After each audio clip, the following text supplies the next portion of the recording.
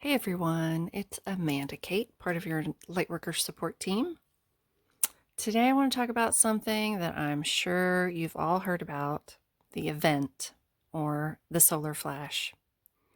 Every year it seems to pop up in videos and you hear people talking about it, and I see it most often around September and April, like it's about to happen very soon. Yet it's been coming up like that for years.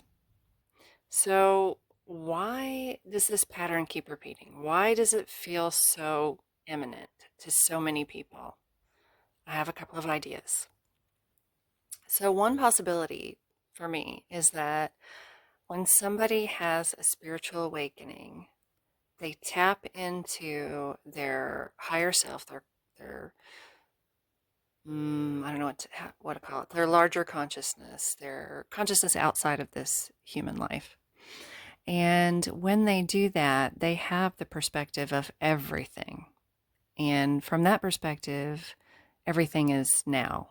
It's all like you have access to all the information at once. So maybe from that perspective, when they tap into that, it feels like you know it's going to happen. You can see it, you can sense it, you can feel it, right? And it feels like, I know it's going to happen. You know it's going to happen, and it feels like it's going to happen anytime now. So another idea is that also when you're in that state, when you're connected to your higher self, your bigger consciousness, the part of the all that you're a part of. Like I said, you can see all of it. It's all happening at one time. So it may seem like something that may take years or decades to happen is happening in a flash, because from that perspective, when you can see all of time, yeah, it would just be like one flash. And I think Jessica Delmar said this quite a long time ago, that it is actually a process, but that for whatever reason, I'm not quite sure I remember what she said, but for whatever reason, it seems like it's just a flash. So, but that being said, I'm not ruling out that we could have an event that's like a sudden shift of consciousness for all of humanity, and then things just get better from there, or that we have a solar flash.